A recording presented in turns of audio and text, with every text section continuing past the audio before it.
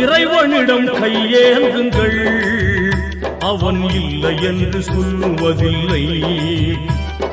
பொறுமையுடன் கேட்டு பாருங்கள், அவன் பொக்கிஷத்தை மூடுவதில்லை.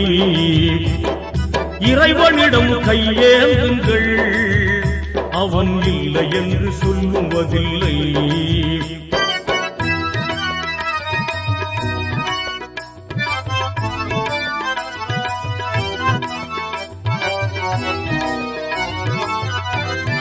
இல்லை என்று சொல்லும் மனம் இல்லாதவன், ஈடு இணை இல்லாத கருணை உள்ளவன், இன்னல் பற்றி எழும் குரலை கேட்கின்றவன், எண்ணங்களை இதயங்களை பார்க்கின்றவன்.